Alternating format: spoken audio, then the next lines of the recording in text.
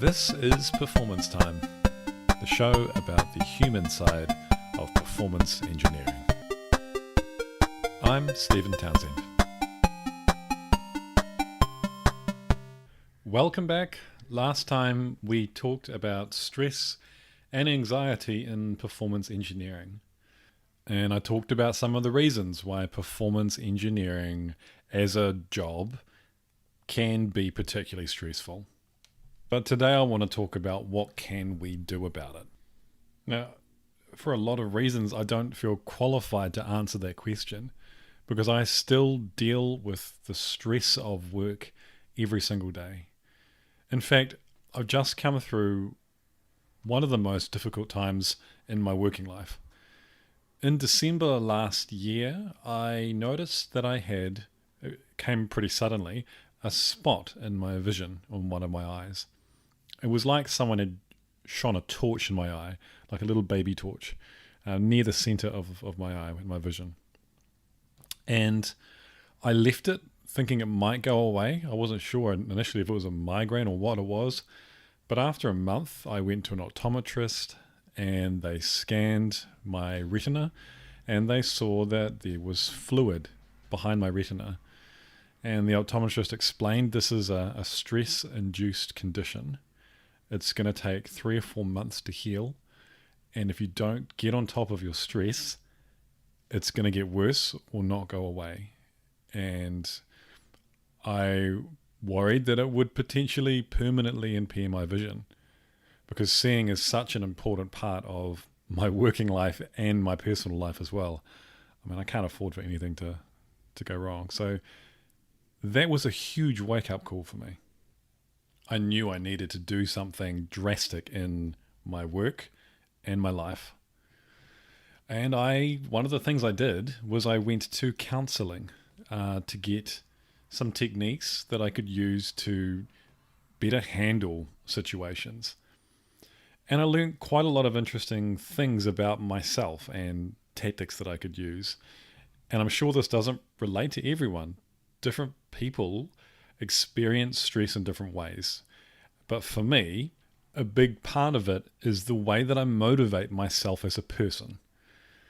Now, oversimplifying it, there's 2 basic brain chemical pathways that we use to motivate ourselves, to get ourselves out of bed in the morning, to do a particular task at work, whatever it is, right? Now, there's the I might be, hopefully get this right, serotonin adrenaline pathway, which is all about responding to something. So let's say 1,000 years ago, or say 5,000 years ago, there's a tiger and it's threatening the village. We have to just immediately react, respond quickly, decisively, right? So that kind of motivation can be really useful, but it takes a toll, right? It takes a lot of energy to do that, and it's hard on the body and hard on the mind. Now, the other way that we can motivate ourselves is the dopamine pathway, which is not about responding or reacting. It's about setting goals and achieving them. And the interesting thing about it is it's not necessarily about achieving the end goal. You can get a dopamine fix for every step along the way, just by acknowledging that you are making a step in the right direction. Now, my entire life, my entire career, almost everything that I've ever done, I've motivated myself through fear. I've done something because I didn't want to get it wrong. I didn't want to be seen as stupid. I didn't want anyone to think less of me. I wanted to impress people, which has served me really well so far in my career. I've found success. I've done good work a lot of the time. But I'm burnt out now. It's no longer serving me. I need a different way to operate. And that has been eye-opening for me and has completely changed the way that I relate to my work and actually to my life as well. On the topic of burnout, I've been trying to find ways to get my energy back. And the most incredible thing is that I've found my energy by doing more. but by putting my energy into more of a balanced life.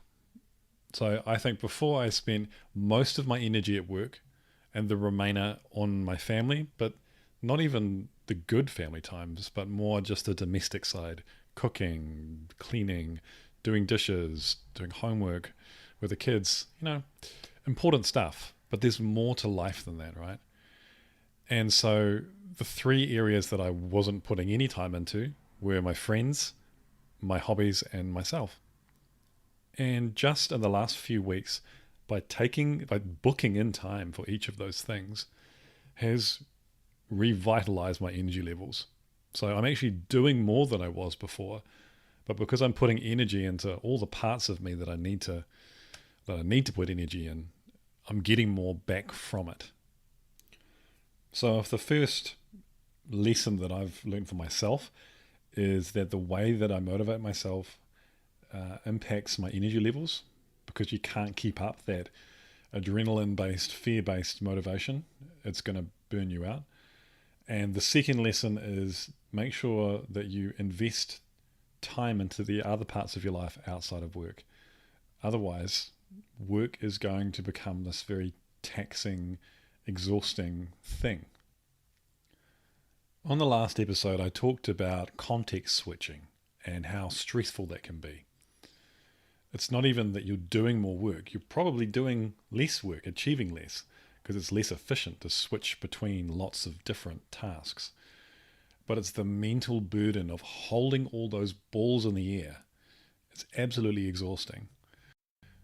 So if you have control over your workload, and you do to a degree, everyone has some control over what they do on a day, try and block out your time as much as possible and work on one or two things if you can.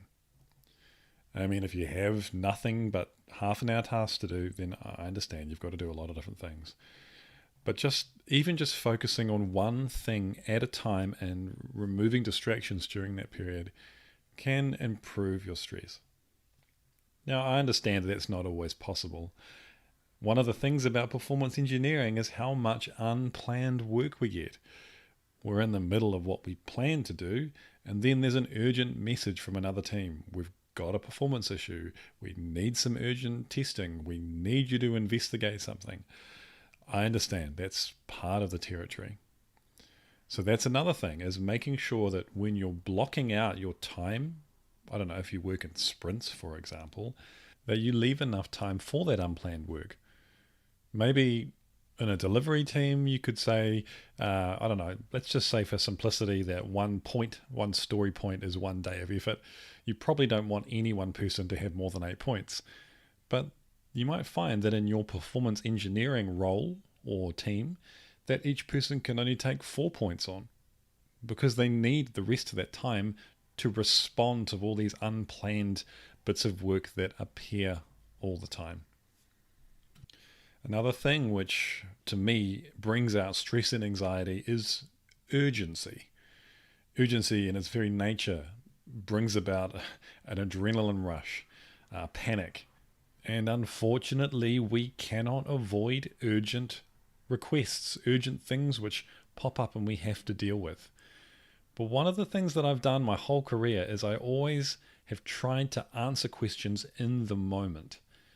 And that's not necessarily a good thing. To put the pressure on yourself to answer a really complicated question in the moment, which actually requires going away and doing a bit of thinking about.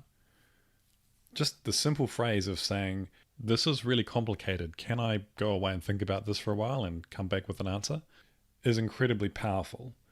I don't think it makes you look less capable. If anything, I think it makes you look more capable, because it shows that you understand this is a complex problem and that you are willing to put some deeper thought into it and come back with a better solution or a better set of feedback on that. I mean, ultimately, we're being paid to use our minds, to strategize and think about things and understand problems, understand risk. So you're doing your organizations, the ones you work for, a disservice by not taking the time to do that. Now, I've always hated the advice, take a deep breath or take a breath. I just doesn't work for me. It doesn't ring true for me. But I've found my own version that does work for me, which is that if I am in a meeting or a situation where something really uncomfortable or high pressure or stressful happens, I take a moment just to think to myself, what's an appropriate way to respond to this situation? That's something I've been doing for the last 3 or 4 weeks, and it's been really effective. And I'm training myself to and do that intuitively now. So just that little moment to stop and ask yourself the question, how should I deal with this situation, can make all the difference. Not being able to focus is another thing which I find adds a lot of stress. And there's lots of noise these days. I don't know about your organization, but we have multiple kinds of chat clients. There's video calling and voice calling and emails and alert notifications for different tools that we've got set up. There's so much happening all the time. If I want to sit down and write a strategy document or analyze some results, it's difficult to find the focus. So one of the things I do is I put do not disturb mode on my chat client. Sometimes I've learned this from one of my colleagues, is there's a way to set yourself to appear offline. That's also pretty helpful. And when I'm in the office, I like to wear noise cancelling headphones. It's almost become like a signal to everyone around you that you want to focus. And it's got the side effect of blocking out the sound of that person on a video call sitting next to you. Of course, many of us are not in offices right now, but this is just in case you are in an office. And of course, I'm sure most of us will head back to the office for at least some of the time in the near future. And whatever you do, don't work overtime. Don't work late nights. It's just not worth it. Your organization is paying you to show up for a certain period of time. They are taking you away from your life. They're hiring you to take time away from your life, right?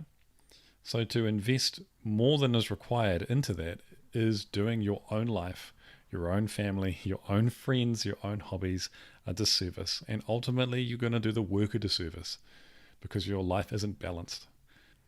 If you're not exercising, do it. Go for a walk. Go for a run, a swim, a cycle, do yoga, do some dancing, whatever it is. It makes a big difference. People are not purely intellectual beings. We have bodies. We need to look after them. The last thing I wanted to talk about, which is something I found myself doing, is feeling responsible for performance in the wider sense. You are not responsible for making sure that every system in your organization performs well. That is the responsibility of everyone, of delivery teams. If they are delivering a product, they are responsible for making sure it performs well.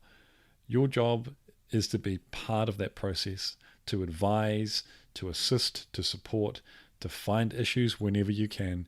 But at the end of the day, it's not your job to solve all the problems. Don't try and take all of that burden on board. That's, I think, the next level of becoming a more senior performance engineer, is to realize that your job becomes less about you doing cool technical stuff and more about enabling other people to help themselves. Like I said in the first episode, in part 1, there's too much going on in modern organizations for you to do all the work yourself. So think outside the box. Share the love around, get other people interested in performance. That's a topic for another podcast altogether. Now, if you have any stories about stress and anxiety and being a performance engineer, I'd love to hear about them. So reach out to me on LinkedIn, leave some comments, and I'll see you next time. This is Performance Time.